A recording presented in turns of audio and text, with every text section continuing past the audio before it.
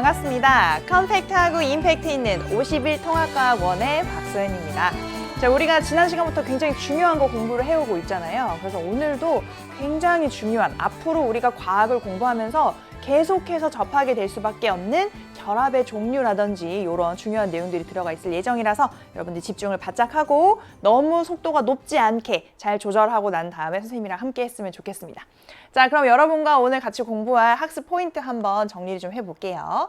자, 우리의 오늘 포인트는 화학 결합의 종류죠. 그 중에서 이온 결합과 공유 결합에 대해서 공부를 해보고자 합니다. 자, 우리가 지난 시간에 화학 결합이란 걸 왜 하느냐라고 얘기를 했을 때 우리가 안정하고 싶다. 그래서 바깥 전자 껍질 가득 채워가지고 아주 안정한 상태의 18족 원소들이죠. 비활성 기체 같은 그런 상태를 너무 워너비로 하고 있다. 그래서 그렇게 되고 싶은데 그렇게 될 수 있는 방법으로 화학 결합이라는 거를 선택한다. 이렇게 잠깐 언급이 됐었단 말이에요. 그래서 그 화학 결합의 종류가 어떻게 방식이 좀 다른지, 저런 결합들에 의해서 만들어진 물질들은 뭐가 있는지 그 성질을 좀 같이 알아볼 겁니다. 그리고 오늘은 지각과 생명체의 구성 물질의 이제 첫 번째 시간인데 실제로 지각에 대해서 조금 디테일하게 공부하고 생명체의 구성 물질을 조금 더 깊이 있게 파고 들어가는 거는 다음 시간에 공부를 할 거고요. 이번 시간에는 지각과 생명체를 구성하는 물질에 대해서 조금 공통점, 큰 부분 위주로 공통점과 차이점을 정리해보는 수준으로 마무리를 해보고자 합니다. 자, 그럼 오늘의 주요 내용은 아무래도 화학 결합에 있다 이렇게 볼 수가 있겠죠? 그러면 그 결합에 대해서 우리 8번째 테마로 우리 시작을 해보도록 하겠습니다.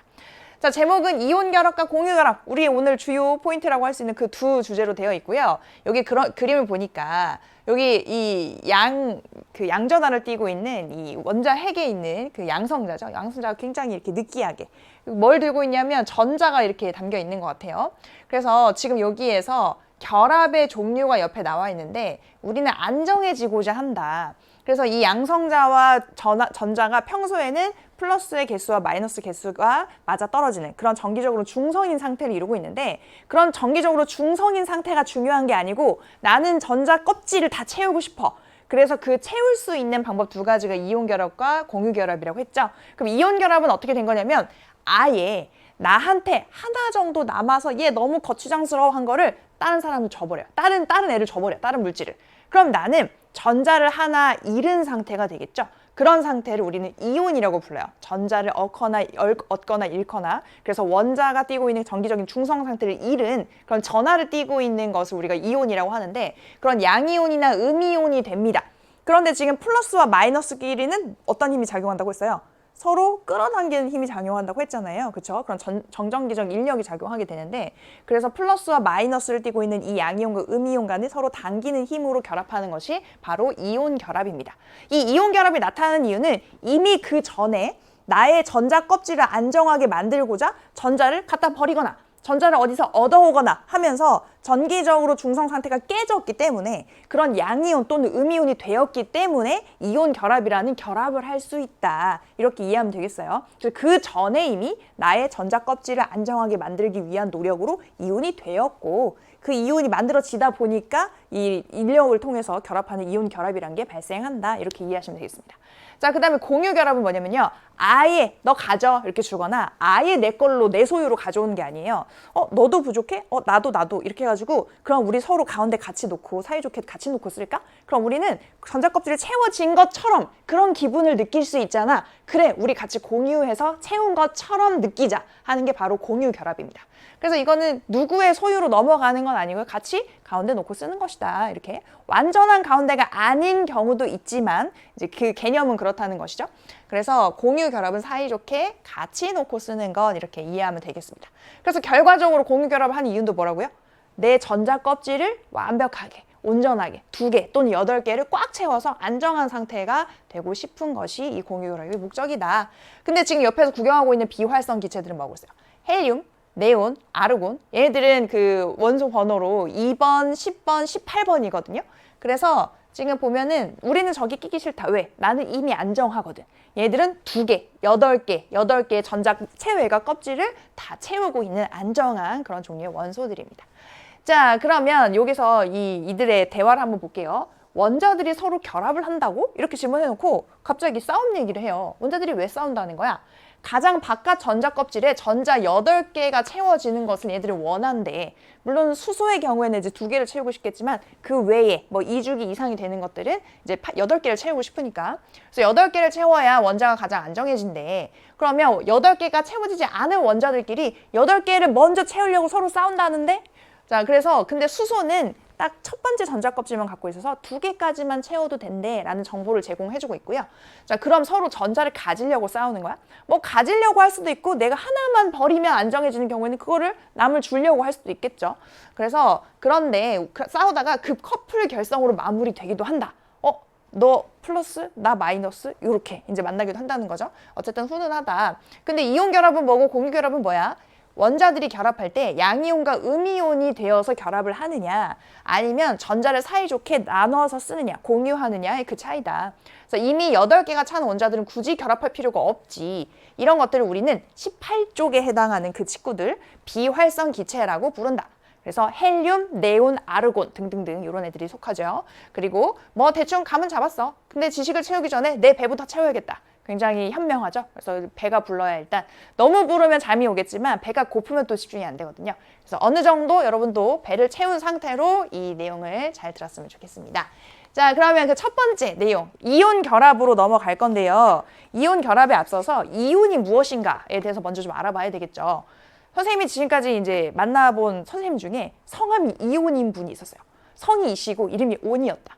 근데 그분이 이제 체육 선생님이었거든요. 그래서 굉장히 이름이 멋있다 하고 속으로만 생각을 했는데 아무튼 그래서 이온이라는 건 뭐냐면 우리가 원자는 가운데 원자핵에 있는 양성자 플러스의 수랑 그 주변을 돌고 있는 전자 마이너스의 수가 동일하기 때문에 전기적으로 중성입니다. 중성이에요. 그래서 수소 원자, 뭐 헬륨 원자, 탄소 원자 이렇게 원자라고 얘기하면 항상 플러스의 양과 마이너스의 양이 동일한 그런 상태다. 그런데 그때 전자를 얻거나 잃거나 이런 방식으로 그 플러스와 마이너스의 숫자가 동일하지 않게 된 전기적으로 중성인 상태에서 벗어난 것을 우리는 이온이라고 하게 됩니다. 그런데 그게 어떻게 벗어났느냐에 따라서 양이온과 음이온으로 종류가 나눠지거든요. 양이온은 양전하가 더 강해진 이온이고요. 음이온은 음전하가 더 강해진 상태의 이온이에요. 균형이 깨졌는데 시소가 어느 쪽으로 기울었느냐에 의해서 이 명칭이 붙는다는 거죠. 그럼 양이온을 먼저 한번 살펴봅시다. 양이온은 원자가 전자를 잃어버려서 전자는 뭘 띠고 있어요? 마이너스를 띠고 있는 입자잖아요. 마이너스. 이거 잘 걸려서 잘 안 보이니까. 전자라는 것은 마이너스 전하를 띠고 있단 말이에요. 원래는 플러스와 마이너스가 균형을 이루고 있었는데 마이너스가 덜해진 거예요. 마이너스가 도망가면서 마이너스가 줄어든 거예요. 그럼 누가 더 강해졌지? 플러스가 상대적으로 더 강해졌죠. 그렇죠? 그래서 플러스 전하를 띠게 되는 그런 이온을 양이온이라고 합니다. 그래서 이 양이온 같은 경우에는 보통 금속 있잖아요. 금속은 보통 주기율표의 이쪽, 왼쪽, 그리고 하단 부분에 이렇게 많이 있었는데 그쪽에 있는 금속 종류인 금속 원자가 원자가 전자를 잃어서 형성됩니다. 대부분. 금속 원자가 전자를 오타가 아니고요. 금속 원자가 원자가 전자라는 가장 바깥쪽 전자 껍질에 있어서 화학 결합에 참여하는 그 전자들이 있었잖아요. 그 전자가 하나나 2개만 이렇게 남아가지고 신경 쓰이는 거예요. 저 하나만 없으면 내가 참 안정할 것 같은데 저 2개만 누구를 주면 내가 참 안정할 것 같은데 그런 느낌이라는 거죠. 그래서 그 금속 원자, 그 전자를 남을 줍니다. 일부러 잃어버려요. 잃어버려서 형성되는 것이 바로 양이온이다. 그래서 그 예시로는 나트륨 원자가 있어요. 나트륨은 11번입니다. 그래서 얘는 양성자 11개에 주변을 돌고 있는 전자도 11개예요. 평소에는 그렇게 정기적으로 중성인 상태의 원자로 존재를 했었겠죠. 그런데 지금 11개의 전자를 갖다 보니까 가장 안쪽 궤도에 전자 껍질에 2개의 전자가 들어갈 거고 그 다음 두 번째 전자 껍질에 8개의 전자가 들어가요. 그럼 총 10개죠, 여기까지. 한 개가 혼자, 가장 바깥쪽 전자 껍질을 혼자 이렇게 외롭게 돌고 있어요.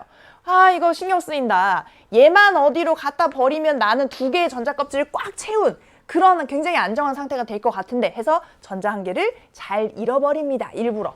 그렇게 되면 얘는 이 양성자는 11개고요. 주변을 돌고 있는 전자는 몇 개가 돼요? 10개가 되죠. 그래서 플러스가 하나 더 강해진 상태의 양이온이 되는 거예요. 플러스가 하나만큼 더 강하다는 뜻입니다. 그래서 플러스를 띠고 있는 양이온이 그런 방식으로 되는 것이다. 그래서 지금 나트륨 원자는 전자를 한 개 잃습니다. 왜 잃는 거야? 목적이 뭐야? 나 네온처럼 안정해지고 싶어. 네온은 10번이에요. 원래 전자를 10개 가지고 있는 그런 그 비활성 기체입니다. 걔처럼 나도 2개, 8개에서 10개만 꽉 채우고 끝내고 싶다. 그런 목적으로 양이온이 된다라는 거죠. 자, 그 다음에 음이온입니다. 음이온은 반대겠죠. 원자가 전자를 얻습니다. 여기에서는 이제 전자를 얻게 되면 얘가 전자가 마이너스 전하를 띠고 있다고 했죠. 원래 전기적으로 중성이었는데 그럼 마이너스가 더 강해진 상태가 되는 거예요. 그래서 마이너스 전하를 띠는 음이온이 된다. 근데 이렇게 음이온이 되는 종류는 보통 누구냐면 비금속 원자입니다. 비금속 원자는 보통 이쪽 편, 그 주기율표에서 오른쪽에 있었단 말이에요. 그래서 뭐 16쪽, 17쪽 뭐 이런 애들이란 말이죠. 걔네들은 한 자리나 두 자리가 비어 있어요. 그래서 그 대표적인 예시로 이 염소 원자가 있는데 염소는 17번입니다. 그러면 양성자 17개에 전자 17개를 갖고 있는 정기적인 중성 상태가 이제 염소 원자가 되는 건데 17개면 가장 안쪽 껍질에 2개까지 채우죠. 그 다음 껍질에 8개 채우죠. 그럼 10개. 그런 다음에 몇 개 남아요? 7개가 바깥 껍질, 세 번째 껍질에 돌고 있다는 거예요. 근데 세 번째 껍질 몇 개까지 채우고 싶어? 8개를 꽉 채우면 너무 좋을 것 같은데 한 개가 부족했다. 한 개가. 뭐 불안하죠. 한 개가 부족해. 이것만 있으면 좋겠는데. 그래서 한 개를 잘 얻어옵니다. 다른 애들로부터 전자 한 개를 잘 얻어와요. 그래서 하나를 꽉 채우면 마이너스를 하나 얻어왔기 때문에 마이너스가 한 개만큼 더 강해졌겠죠? 그래서 음전하를 띠게 되는 음이온이 됩니다. 하나만큼 더 음전하가 강하기 때문에 마이너스 한 개만 이렇게 해주는 거예요. 그래서 염소 원자는 전자를 한 개 얻습니다. 뭐가 되고자? 아르곤처럼 안정한 8개 꽉 채운 구조를 갖고자 그렇게 얻어오게 된다. 음이온이 된다라는 내용이죠. 그래서 지금 이 나트륨이랑 염소는 우리가 지난 시간에 배웠던 어떤 족에 속했냐면 나트륨 같은 경우에는 1족, 알칼리 금속에 속했고요. 그 다음에 염소 같은 경우에는 17족 할로젠에 속했습니다. 그때 어떤 설명이 나왔냐면 알칼리 금속 자체도 굉장히 반응성이 높다. 그 다음에 할로젠도 반응성이 높은 그런 친구들이다. 그런데 얘네 둘이 만나면 난리 난다. 이런 얘기를 했잖아요. 그러니까 얘네들은 한 개만 어떻게 버릴 수 없나 하고 호시탐탐 노리고 있어. 얘들은 한 개만 어디서 얻어올 수 없나? 호시탐탐 노려요. 그러니까 반응성이 좋은 거예요. 그런데 얘네 둘이 만났다? 영혼의 짝꿍이죠. 그렇죠? 얘가 버리고 싶은 걸 얘는 너무 갖고 싶어. 둘이 이렇게 주고받을 수가 있습니다. 그런 식으로 반응이 일어난다는 거예요. 자, 그래서 이온 결합이란 무엇이냐면 방금 전에 그런 목적으로 나의 전자 껍질을 안정하게 다 채우고 싶은 목적으로 양이온 또는 음이온이 됐잖아요. 그러면 양이온과 음이온 사이에 정전기적 인력, 플러스와 마이너스니까 정전기적 인력이라는 것이, 인력은 끌어당기는 힘이죠. 작용해서 형성되는 화학 결합을 이온 결합이라고 합니다. 플러스와 마이너스가 끌어당기는 힘이다. 그래서 전자를 잃고 양이온이 되기 쉬운 금속 원소. 금소는 보통 한 개나 두 개 뭐 이렇게 더 갖고 있기 때문에 마지막 전자 껍질에 걔네들을 버리고 싶어 한다. 그래서 금속 원소는 보통은 전자를 잃어버리고 양이온이 되고자 하고요. 그 다음에 비금속 원소는 하나나 두 개 이런 것들이 부족해. 그러니까 전자를 하나나 두 개 얻어와서 음이온이 되고자 하는 경향성이 높은 거죠. 그래서 전자를 얻어서 음이온이 되기 쉬운 비금속 원소 사이에 얘는 양이온 되고 얘는 음이온 되니까 둘이 형성이 되게 된다. 그렇습니다. 그래서 우리가 보통 이런 애들에 대해서 얘기를 할 때는 뭐 밑에도 더 많은 뭐 7주기까지 있지만 보통은 1, 2, 3주기 안에서 많이 얘기를 한단 말이에요. 그럼 1, 2, 3주기 안에서 봤을 때 지금 여기 있는 요 파란색으로 표현된 이런 그런 그 금속 원소랑 근데 여기 빨간색으로 표현이 돼 있는 이런 비금속 원소들 사이에 뭐 한두 개를 주고받으면서 서로 안정해지고자 하는 그런 경향성을 보인다는 거죠. 그러면서 플러스와 마이너스가 서로 당기는 이온 결합을 하게 된다. 그런 내용입니다. 그래서 지금 아까 봤던 나트륨 원자랑 원소 원자의 염소 원자의 이온 결합 현상 과정을 한번 볼게요. 나트륨 원자였습니다. 하나 거슬려. 이거 갖다 버리고 싶죠? 그 다음에 염소 원자는 딱 한 자리 비어있어. 불안하다. 이거 채우고 싶다. 자, 그럼 어떻게 하면 돼요? 얘네 둘끼리 얘 거를 줘도 되고 물론 이거를 다른 애한테 줘도 되고요. 다른 애한테 받아와도 양이온, 음이온은 가능하기 때문에 이온 결합 생길 수 있어요. 근데 이런 것들끼리 같이 반응을 일으키게 해놓으면 반응이 잘 되는 경향이 있다는 거죠. 이렇게 해서 얘는 하나 주고 나트륨 이온이 됩니다. 전자를 하나 잃어버렸으니까 양이온이죠. 그쵸? 그 다음에 염소는 하나를 받아와요. 그러면 전자를 하나 더 받았기 때문에 마이너스가 하나만큼 더 강해집니다. 그래서 음이온이 되는 거죠. 자, 이렇게 됐어요. 나트륨 이온과 염화 이온이 돼서 얘네들 각각은 다 만족스럽게 바깥 껍질을 다 채운 상태야. 나 이제 만족해. 그런데 얘는 플러스고 얘는 마이너스네? 그러면 서로 끌어당기는 힘에 의해서 이온 결합이 만들어진다는 겁니다. 여기서는 이 이온을 하나씩만 그려놨으니까 뭐 그러려니 할 수 있지만 사실은 이 같이 모여있는 자리에 나트륨 이온의 수도 굉장히 많고 염화 이온의 수도 굉장히 많을 거예요. 보통 일반적으로. 그러면 플러스 마이너스 계속 반복적으로 결합하고요. 이 밑에는 마이너스 플러스 이 위에는 마이너스 플러스 사방팔방으로 서로 플러스와 마이너스끼리 붙잡고 있는 이온 결합을 형성하게 된다라는 거를 알아두시면 되겠습니다. 자, 그 다음에 공유 결합 갈게요. 이온 결합은 나 하나 가질래, 너 하나 가져라 이런 식으로 해서 전자를 주고받고 그러면서 플러스 마이너스끼리 이제 끌어당기게 되는 그런 결합이었는데, 공유 결합은 비금속 원소의 원자들이 전자쌍을 공유하며 형성하는 결합입니다. 그러면 금속 원소는 안 되나요? 금속 원소는 그 금속 결합이라는 게 또 따로 있어요. 그래서 그거에 대해서는 나중에 여러분이 공부할 기회가 있을 거고, 금속 원소는 별도의 결합의 종류가 있기 때문에 보통 비금속 원소 같은 경우에는 공유 결합이라는 걸 할 수 있다, 이렇게 이해하시면 되겠습니다. 그래서 지금 이런 느낌이에요. 수소는 전자 껍질 하나밖에 없는데 거기에 전자 딱 한 개 있어요.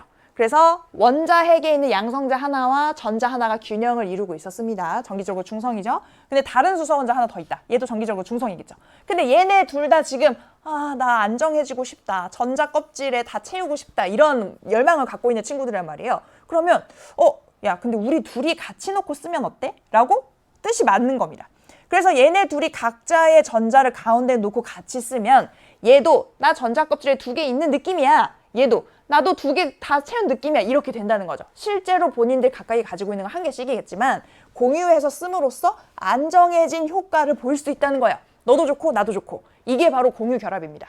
그래서 이렇게 공유하면서 안정한 그런 상태를 구성하는 그런 느낌의 결합이 공유 결합이다. 그래서 여기 보면은 산소를 한번 볼게요. 산소는 이게 지금 산소 원자거든요. 산소 원자는 8번입니다. 그래서 양성자 8개 있고 전자도 8개 있어요. 그럼 8개의 전자가 있다는 거는 안쪽 껍질에 2개까지 채울 수 있고 바깥쪽 kop질에 8개까지 채울 수 있는데 총 가진 게 8개니까 바깥에 6개만 채워지고 끝나겠죠. 총 8개니까. 그럼 2자리가 빈단 말이에요. 아예 허전해. 어떻게? 우리 같이 놓고 쓸래? 그러면 2개가 부족할 경우, 이 경우에는 안에 2개, 바깥에 6개니까 2개를 더 채워야 되잖아요. 그럴 때는 각자 2개씩 내놓고 4개를 같이 공유해서 쓰면 돼요. 각자 2개씩 내놓는 겁니다. 그래서 얘도 내 거 2개 같이 쓰자, 얘도 내 거 2개 같이 쓰자. 그러면 지금 서로 내놓은 2개씩 총 4개, 4개를 같이 놓고 쓰면서 걔네 말고 남아있는 하나, 둘, 셋, 4개까지 포함하면 8개처럼 느껴지잖아요. 그죠? 얘도 원래 6개였어. 근데 얘가 내놓은 2개까지 포함해서 8개처럼 안정한 상태를 만들 수가 있다라는 겁니다. 그래서 산소 원자 2개가 각각 전자를 2개씩 내놓아서 2개의 전자쌍. 그러면 2개 내놓으면 각각 2개가 이렇게 되는 거잖아요. 그걸 전자쌍이라고 부른다. 그래서 2개의 전자쌍이면 전자는 총 4개란 얘기죠. 쌍이니까, 쌍이 2개니까. 그래서 그 전자쌍을 공유하며 형성하게 된다. 자, 물 분자도 비슷해요. 아까 방금 전에 봤을 때 산소는 안에 2개, 바깥에 6개. 그래서 2개를 더 채우고 싶어 한다고 했잖아요. 그러면 수소 거 하나를 공유해서 쓰게 되면 7개가 있는 느낌. 그 다음에 다른 수소 하나랑 또 하나를 공유하게 되면 8개를 다 채운 느낌. 그러면 수소 입장에서는 산소 거 전자 하나를 같이 놓고 쓰면 내 거 전자랑 산소가 내놓은 전자 하나를 같이 놓고 쓰니까 얘는 2개를 채운 느낌. 얘도 자기의 전자 하나랑 산소가 내놓은 또 다른 전자, 공유한 전자를 같이 놓게 쓰게 되면 2개를 다 채운 느낌. 그러니까 물 분자를 형성하게 되면 산소 입장에서도 8개 다 채운 것 같고, 그 다음에 수소들 각각 입장에서도 2개를 다 꽉꽉 채운 것 같은 느낌이 드니까 안정해진다는 거예요. 그래서 그렇게 공유해서 물 분자도 공유 결합으로 만들어지게 됩니다. 뭐 수소, 산소 이런 거는 다 금속 아니죠? 그렇죠? 비금속 원소 종류들이에요. 얘들끼리 이런 공유 결합을 할 수 있다. 그런 내용이고요. 그래서 공유 결합의 종류는 이렇게 크게 3가지로 나눌 수 있습니다. 단일 결합, 이중 결합, 삼중 결합. 뭐 이제 요거 중간 정도에 드는 것도 있고 뭐 다양하게 더 나눌 수는 있지만 일단 이렇게 3가지. 단일 결합, 이중 결합, 삼중 결합 이렇게 있는데 단일 결합은 두 원자 사이에 전자쌍 한 개를 공유하는 결합입니다. 전자쌍 한 개를 공유해요. 그러면 총 전자는 두 개죠, 두 개. 각각 한 개씩 내놓아서 두 개 한 쌍이 되는 거예요. 나도 하나 내놓고 너도 하나 내놔서 두 개를 같이 놓고 쓰자. 그래서 전자쌍 한 개에 총 두 개의 전자를 공유하는 결합이다. 그래서 이렇게 결합하는 것이 수소, 플루오린, 물 이런 것들이 있었습니다. 그래서 이렇게 되고 그 다음에 이중 결합은 어떻게 될까? 두 원자 사이에 전자쌍 두 개를 공유하는 결합이에요. 이거는 각각 두 개씩 내놓는 겁니다. 각각 두 개씩 내놔서 총 4개를 공유하고 쓴다고 보면 되겠죠. 그렇죠? 그래서 전자쌍 2개. 그래서 보면은 앞쪽 원전에 봤을 때 산소도 두 자리가 부족해. 그 다음에 옆에 있는 산소도 나 2개가 부족해. 그랬잖아요. 각각 2개씩 내놓고 서로 빈자리를 채우는 느낌으로 같이 공유를 하고 있었다. 그 다음에 이산화탄소도 마찬가지입니다. 그래서 그 단일 결합 같은 경우에는 수소와 수소의 결합은 이렇게 하나의 전자쌍을 공유하기 때문에 보통 선 하나로 이렇게 표시하거든요. 단일 결합은. 그런데 이중 결합은 이렇게 두 개의 전자쌍을 공유했다는 것을 구분해주기 위해서 이렇게 두 줄로 표시를 합니다. 이런 식으로. 그래서 단일 결합인지 이중 결합인지 해서 그렇게 그 나타내는 어떤 구조식으로 나타낼 수도 있다라는 거고요. 그 다음에 삼중 결합은 뭘까요? 그렇죠. 세 쌍의 전자쌍을 공유한다. 전자쌍 3개를 공유를 한다. 그래서 각각 3개씩 내놓고 6개를 같이 두고 쓴다. 공유해서 쓴다. 그런 예시가 질소가 있습니다. 질소는 서로 3개씩 내놓고 6개를 공유해야만 바카스를 다 채울 수가 있어요. 그래서 무려 3개를 공유하는.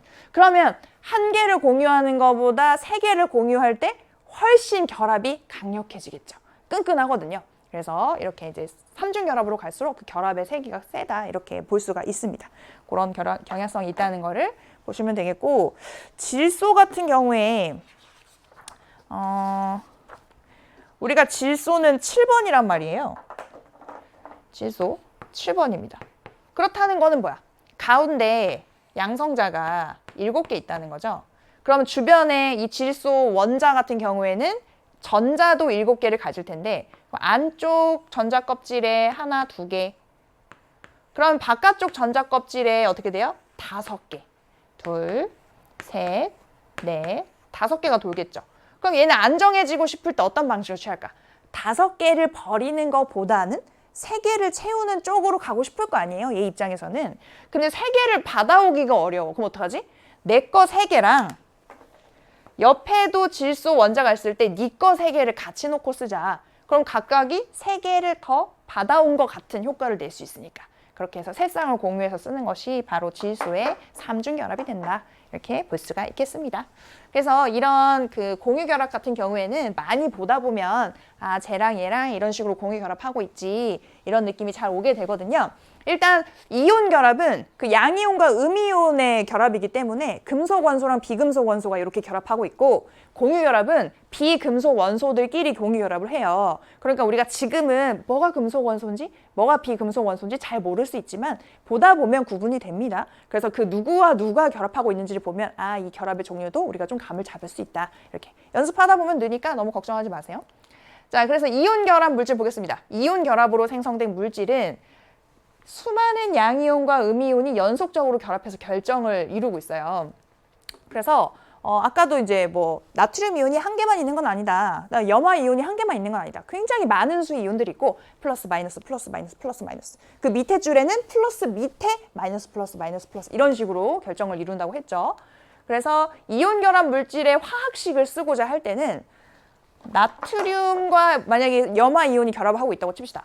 그러면 나트륨 이온이랑 염화 이온이 각각 뭐 100개, 100개씩 결합을 하더라도 이거는 염화 나트륨의 그 물질이 된다고 할 수 있고, 얘가 만약에 10,000개가 있다.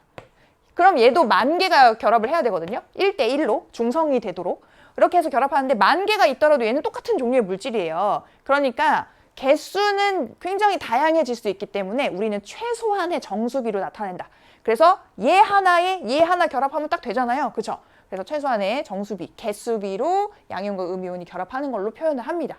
그래서 이 경우에는 그냥 Na 플러스와 Cl 마이너스 하나가 결합해서 NaCl이 된다. 1대1로 결합한다. 이런 식으로 표기를 한다는 얘기입니다. 자, 그래서 전하량 합이 0이 되는 개수비로 최소치로 해서 나타내게 됩니다. 그리고 우리 주변의 이온 결합 물질은 조금 전에 예로 들었던 염화 나트륨. 그래서 Na 플러스와 Cl 마이너스가 이렇게 결합을 하고 있는데 이 개수는 몇 개가 될지 상관없어요. 아무튼 얘와 얘가 1대1로 결합한다.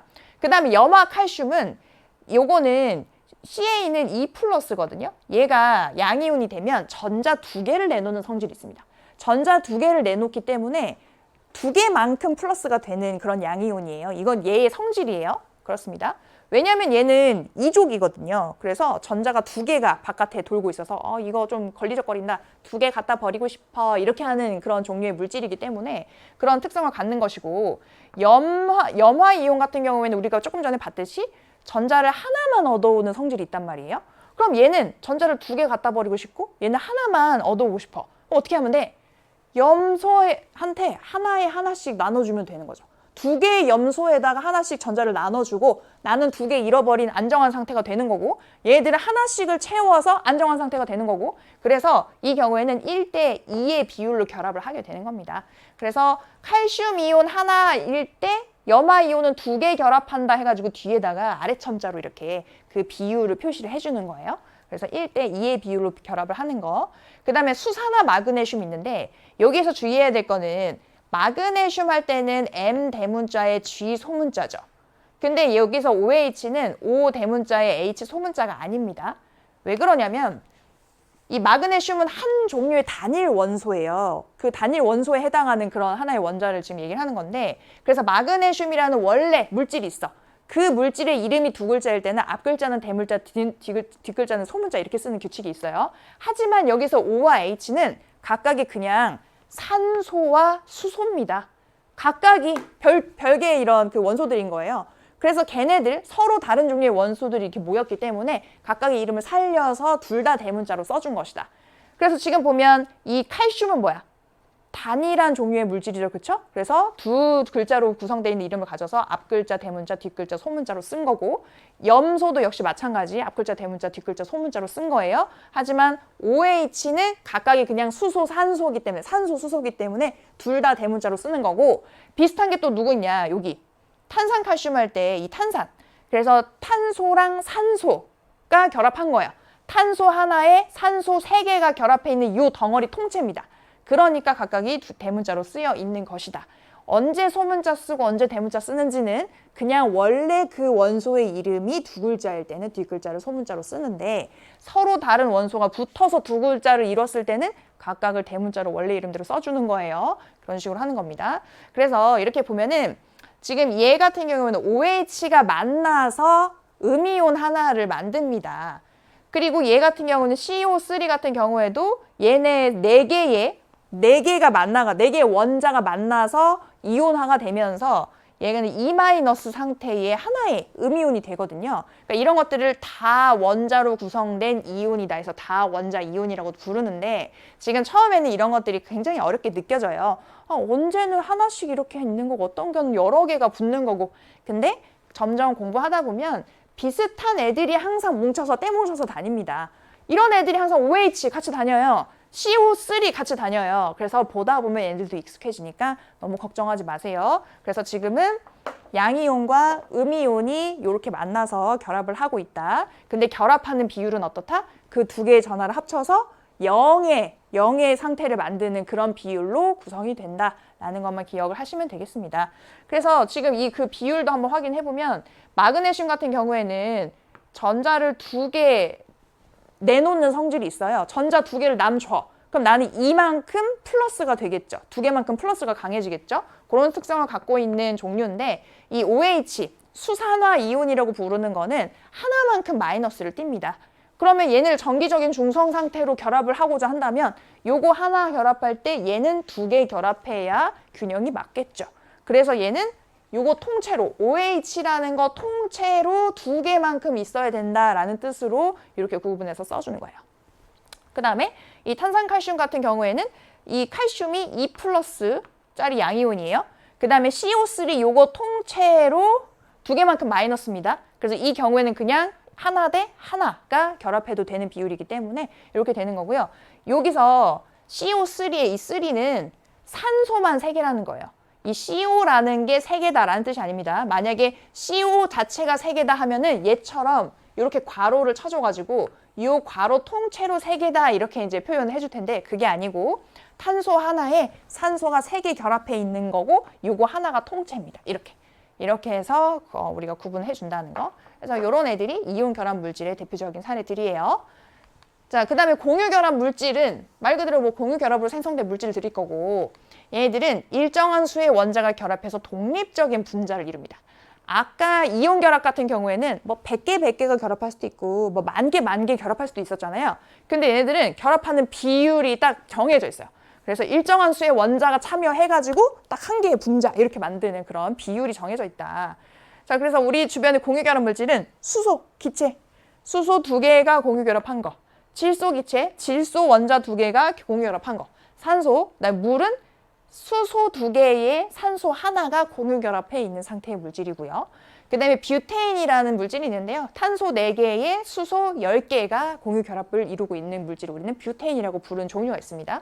그 다음에 설탕은 탄소 12개, 수소 22개, 산소 11개 뭐 이렇게 돼 있는데 이런 거를 다 외워야 되냐? 뭐 윗줄에 있는 거 정도는 우리가 외워야 되겠죠. 그 다음에 밑에 줄에서는 많이 나오는 애들을 외우는데 사실 설탕까지 외울 일이 많진 않다. 뭐 뷰테인 정도는 뭐 잘 나올 수 있는데 설탕보다는 오히려 앞으로 우리는 포도당이라고, 여러분 포도당 잘 알죠? 포도당은 C6, H12, O6 이렇게 되거든요. 얘는 좀 많이 나와서 앞으로 외울 가능성이 좀 있지만 설탕까지는 뭐 드물다. 근데 그런 물질이다. 공유 결합을 이루고 있는 물질이다. 그 정도 이해하면 되겠죠. 그 다음에 에탄올은 C2H5OH인데 보면 옆에 있는 설탕은 O끼리 모아서 다 세주고 H끼리 모아서 다 세줘서 이렇게 숫자를 썼는데 여기에는 H가 여기도 있고 여기도 있단 말이에요. 얘를 만약에 설탕처럼 모아서 쓰면 탄소 2개에 수소 6개에 산소 하나 있는 그런 분자다 이렇게 볼 수도 있겠죠. 이렇게 써도 됩니다. 이렇게 써도 되는데 이 에탄올 같은 경우에는 얘가 이 OH라는 아까 봤던 그 이온 OH랑은 조금 성질이 다른데 이 OH라는 이 덩어리 자체가 이 에탄올의 성질을 나타내는데 굉장히 중요한 부분이거든요. 그래서 이 OH가 있다는 거를 살려서 이렇게 써주는 경우도 있어요. 그래서 화학식을 표현하는 방법은 그냥 다 모아서 쓸 수도 있고 이렇게 특정한 작용기를 살려서 써줄 수도 있고 여러 가지 방식이 있습니다. 여기서는 그걸 좀 살려서 써준 그런 형태라는 거 한번 구경만 하고 넘어가면 되겠죠? 그래서 에탄올이라든지 이런 것들은 대표적인 공유결합 물질들이다. 그 정도 이해하시면 됩니다. 자, 이온 결합 물질의 전기 전도성 한번 볼게요. 이온 결합 물질은 고체 고상태에서는 전류가 흐르지 않습니다. 예를 들면 이런 거죠. 소금. 소금이 물에 안 녹고 그냥 고체인 상태, 가루인 그런 상태 있잖아요. 그때 이렇게 전극 갖다 대고 해도 전류 안 흘러요.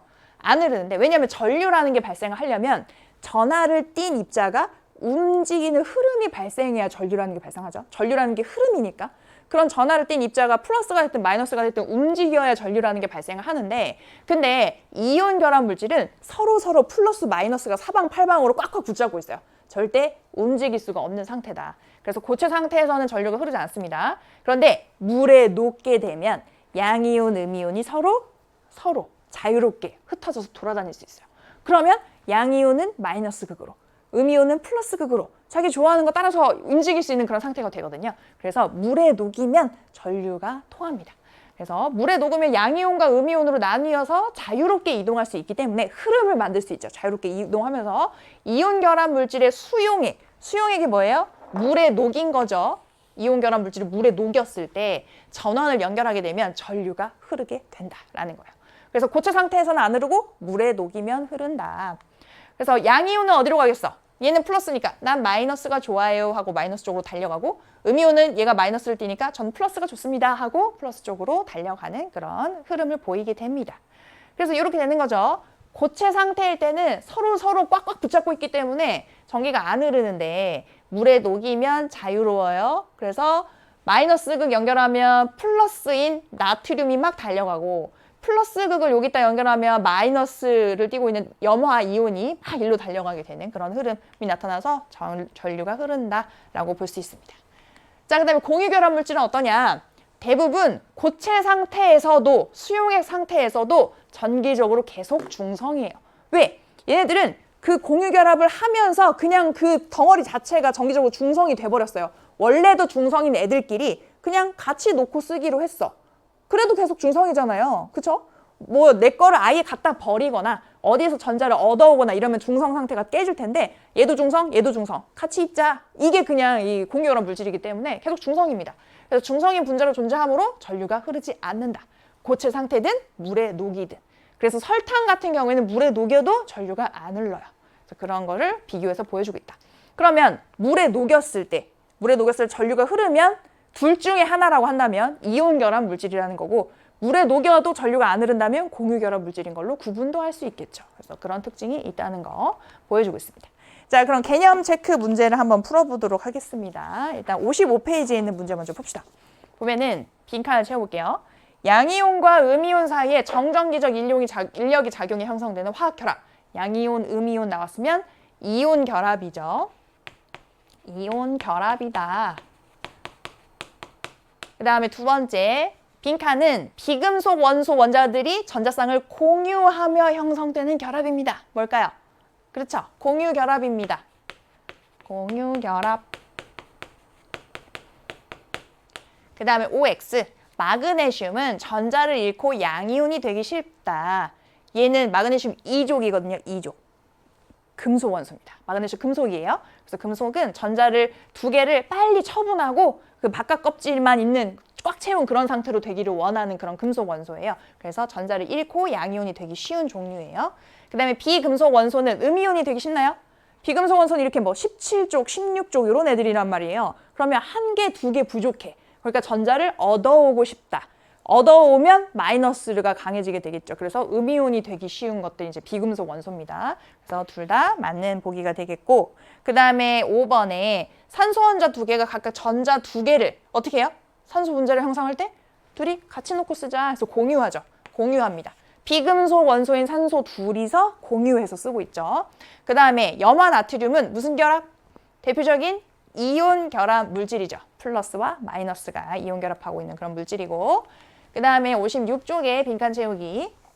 두 원자 사이에 전자쌍 두 개를 공유하는 결합을 뭐라고 불러요? 이거는 두 쌍을 공유해. 그러면 이건 이중 결합이라고 합니다. 세 쌍을 공유하면 삼중 결합인 거고, 그 다음에 염화 나트륨, 수산화 마그네슘은 무슨 결합? 염화 나트륨 나왔으니까 이온 결합이죠. 이온 결합. 그래서 수산화 마그네슘까지는 기억이 안 나더라도 저기서 대표적인 걸 저렇게 넣어줘서 풀 수 있게 만들어줬습니다. 자, 그 다음에 OX 문제 볼게요. OX 문제. 수소와 플루오린은 단일 결합으로 형성되느냐? 우리 수소와 수소 단일 결합이에요. 플루오린과 플루오린도 서로 한 개씩만 부족하거든요. 17쪽이어가지고 한 개씩만 부족하기 때문에 얘도 하나만 공유해서 두 개 한 쌍 단일한 그 쌍으로 결합을 해서 형성이 됩니다. 맞고, 그 다음에 공유결합 물질을 물에 녹이면 전류 흘렀던가? 공유결합 물질은 중성이에요. 물에 녹아도 중성이에요. 전류가 흐르지 않습니다. 적절한 말 고르기. 이온 결합 물질을 물에 녹인 후에 수용액의 전원을 연결하면 양이온은 마이너스 플러스 중에 어디로 이동해요?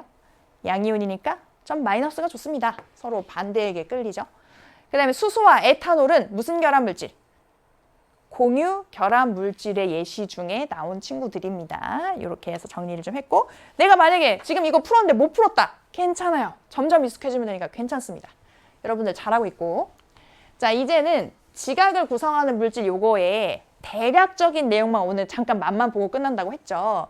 그래서 우리가 다음 시간에 사실 이 내용을 공부를 하게 될 거긴 한데 여기 앞에 이제 소개가 돼 있으니까 우리는 광물 중에서 규산염 광물에 대해서 다음 시간에 공부를 하게 될 거예요. 근데 규산염 광물이 우리가 알고 있는 암석을 구성하는 광물의 대부분이 다 규산염 광물로 돼 있어요. 한 90% 정도. 그래서 우리가 알고 있는 그런 돌덩이들은 거의 규산염 광물로 구성이 돼 있다. 이렇게 얘기해도 크게 다르지 않은 그런 언급이 되는 건데, 그 규산염 광물이라는 게 기본 단위들이 어떻게 구성이 되어 있느냐에 따라서 여러 가지 종류로 나뉘더라. 우리가 예를 들면 이런 거죠. 그 어떤 블럭이 있다고 칩시다. 우리가 막 조립할 수 있는 블럭. 블럭이 다 똑같이 생겼는데 그거를 어떻게 모양을 조립하느냐에 따라서 집도 되고 뭐 차도 되고 성도 되고 하는 거잖아요. 그런 느낌으로 그런 기본 블럭에 해당하는 게 바로 이 규산염 삼연체라는 기본 단위인데, 기본 단위체인데 얘가 혼자 독립적으로 있느냐, 한 줄짜리 사슬로 존재하느냐, 두 줄짜리 사슬로 존재하느냐, 판때기 모양으로 있느냐, 아니면 여기저기 다 입체적으로 이렇게 만나고 있느냐에 따라서 종류가 달라진다는 거예요. 그래서 우리는 다음 시간에 규산염 광물 공부하고 그거의 단위체인 규산염 삼연체에 대해서 조금 더 구체적으로 공부하게 된다. 뭐 그런 내용을 다루고 있습니다. 그래서 그 밑에 보면은 규산염 광물의 기본 단위체는 규산염 삼연체라는, 우리가 계속 보면 이름이 익숙해지겠죠. 기본 단위체 이름 규산염 삼연체입니다. 그러니까 어떤 모습이냐? 그러면 중앙에는 규소 원자가 있어요. 규소 원자 한 개가 4개의 산소랑 결합해서, 그럼 1대4로 이렇게 결합을 하고 있는 거죠. 그래서 피라미드 모양의 구조를 가지고 있다. 그 가운데 규소가 있고 4개의 꼭지점에 산소가 하나씩 있네. 그런 형태라고 볼 수 있습니다. 그래서 혼자서도 규칙적인 구조를 만들 수 있느냐? 독립적으로도 가능하다. 그런데 서로 결합해서 단사슬, 복사슬, 판상, 망상 등으로 결합할 수도 있다. 굉장히 다양한 결합 구조가 있네. 그래서 규산염 광물은 그 규산염 이 삼연체의 결합 구조가 어떠냐에 따라서 특징이 달라진다는 것도 꼭 알아둬야 되는 그런 특징이다라고 소개를 해주고 있습니다. 자, 그럼 우리는 지각의 구성 물질이 어떤 걸로 돼 있는지 대략 느낌을 볼 건데요. 일단 지각이라는 건 뭐예요? 이 지구의 가장 바깥 껍질에 해당하는 부분이죠. 그렇죠? 그래서 그 껍질 부분이 암석으로 돼 있어요. 암석은 뜻 자체가 광물로 구성된 고체 덩어리가 암석의 정의인데, 그냥 쉽게 말하면 우리가 알고 있는 돌덩어리들 있잖아요. 그게 암석입니다. 그럼 그 돌덩어리들이 뭘로 구성이 돼 있느냐? 광물이라는 물질로 구성이 돼 있어요.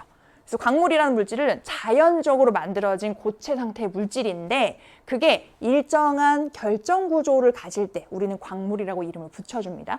그래서 그런 광물의 종류들로 구성된 게 암석이에요. 광물의 종류가 굉장히 많거든요. 뭐 4, 5천 가지 정도 되는데 그 중에서 대부분은 규산염 광물이라는 그룹에 속합니다. 그래서 그런 것들로 이루어져서 암석이 여러 가지 종류가 만들어질 수 있다. 근데 광물이라는 거는 우리가 공부했던 그 주기율표에 있었던 원소들 있잖아요. 그 원소들로 구성되어서 광물이란 게 만들어진다라는 내용이에요. 그런 내용이고, 그 다음에 지각을 구성하는 광물의 대부분은 규소와 산소, 우리가 알고 있는 원소 중에 규소와 산소로 이루어진 규산염 광물입니다. 대부분은 규산염 광물이다. 그런데 그 규산염 광물을 이루는 기본 구조, 기본 단위체의 명칭이 바로 규산염 삼연체라는 거예요. 그 규산염 삼연체가 어떻게 구조를 이루느냐에 따라 종류가 달라진다는 얘기까지 했었죠. 그래서 지금 이 구성 원소를 한번 보자면 지금 지각입니다. 지각은 산소가 가장 많습니다. 우리가 지난번에도 이런 걸 한번 본 적이 있는데 그때는 뭐였냐면 그냥 지구였어. 지구의 구성 원소에서, 그럼 지구의 구성 원소라면 그 안에 있는 멘틀이랑 해까지 다 포함하는 거죠. 이거는 그 껍데기인 지각만 지금 꺼내서 본 거고, 지구 전체로 하면 철이 제일 많았단 말이에요. 그런데 지각만 놓고 보면 산소가 가장 풍부합니다. 산소, 규소, 알루미늄, 철, 뭐 이런 순으로 존재하게 된다. 산소, 규소, 알루미늄, 철, 뭐 이 정도까지는 머릿속에 좀 정리해 주시고요. 산소가 제일 많다. 그 다음에 이런 원소들로 만들어진 그런 광물의 종류는, 광물 중에 대체로 규산염 광물이니까 규산염 광물만 누가 몇 퍼센트를 차지하는지를 본 거예요. 광물의 종류는 많습니다. 근데 그 종류들 중에 대체로 많은 것들이 규산염 광물에 속한다. 그래서 그 대표격에 해당하는 규산염 광물에서만 각각의 어떤 종류들의 광물이 있는지를 봤더니 장석, 석영, 휘석, 갑섬석, 흑은무, 기타 이런 식으로 나타나더라. 그래서 장석이랑 석영이 지금 제일 많은데요. 얘네들은 이 규산염 광물 중에서 똑같은 어떤 공통적인 구조를 하고 있는 애들이거든요. 어떤 구조일지는 다음 시간에 같이 만나보도록 하겠습니다. 자, 그런 내용이고, 생명체의 구성 물질은 주로 탄소 화합물로 이루어진다. 지각은 이 정도만 맛만 보고 끝난 거예요. 이제 생명체로 넘어왔습니다. 여러분도, 선생님도, 여러분들 집에 있는 반려 친구들도 다 생명체인데, 그런 생명체들은 탄소 화합물로 이루어져 있다. 이런 내용이에요. 그러면 우리 생명체를 구성하는 원소 중에 탄소가 제일 많으냐? 그건 아닙니다. 그런데 일단 그런 탄소를 가지고 있는 그런 화합물들로 구성이 되어 있다는 점. 탄소가 많다는 건 아니고 굉장히 중요한 역할을 하고 있다고 생각하시면 돼요. 그래서 아까 조금 전에 규산염 광물의 기본 단위체는 규산염 삼연체였죠. 그거를 어떻게 조립하느냐, 구성하느냐에 따라서 종류가 달라졌잖아요. 지금 이 생명체를 구성하는 물질의 기본 단위체는 아미노산이나 뉴클레오타이드가 다음 시간에 언급이 될 거예요.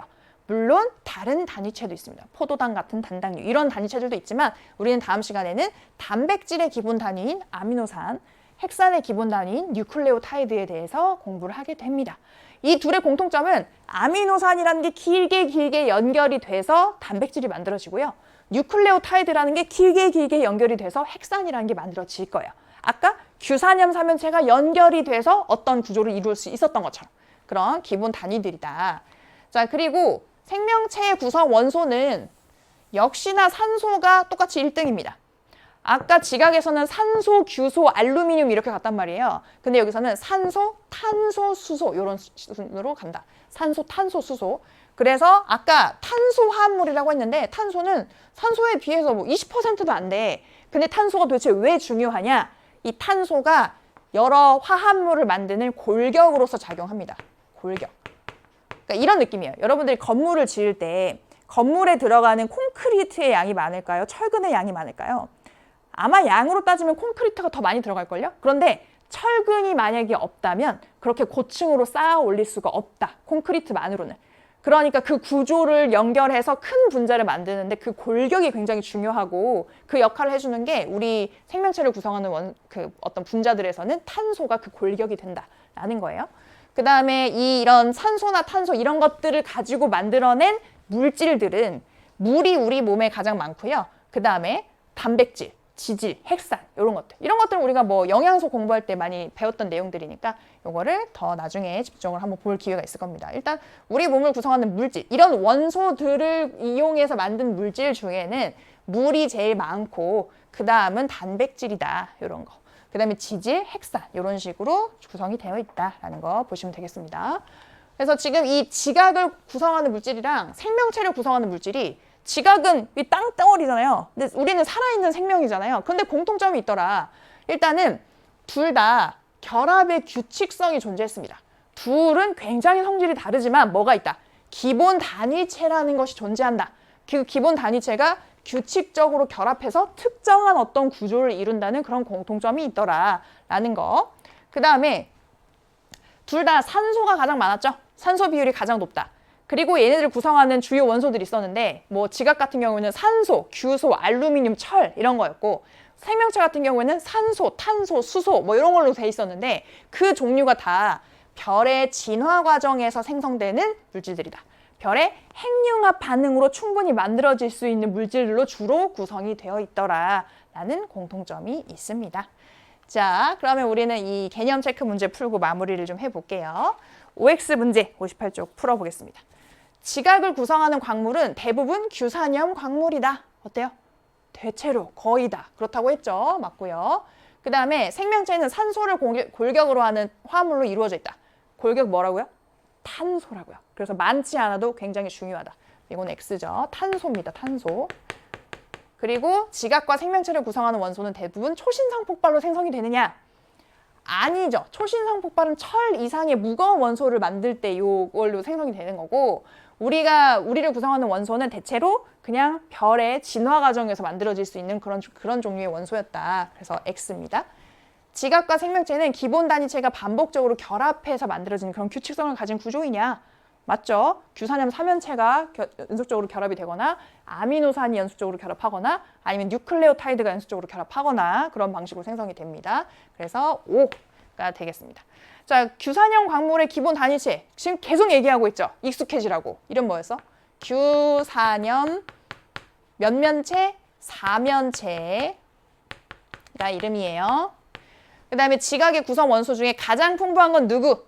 지각이든 생명체든 산소가 가장 풍부했었고요. 생명체를 구성하는 원소 중 가장 풍부한 것도 그래서 산소이다. 생명체의 구성 물질 중 가장 많은 양을 차지하는 것. 이건 물질이에요. 원소 말고. 그럼 어떤 물질로? 우리는 물이 가장 풍부하다. 물이다 이렇게 되어 있고, 그 다음에 그 밑에 있는 8번은 다음 시간 내용이랑 연결해서 다음 시간에 같이 풀어보는 걸로 마무리해 보겠습니다. 자, 이렇게 해서 오늘 정해진 내용들을 같이 공부를 다 해봤어요. 여러분들 공유결합, 이온결합 할 때 이게 금속인지 비금속인지 몰라도 괜찮습니다. 하다 보면 여러분들 익숙해지는 거고요. 점점 더 수월하게 문제풀이 할 수 있을 거예요. 자, 그럼 오늘 고생 많이 하셨고 다음 시간에는 오늘 배웠던 내용들 이어서 나오니까요. 조금 기대해 주시면 좋겠습니다. 다음 시간에 만나도록 할게요.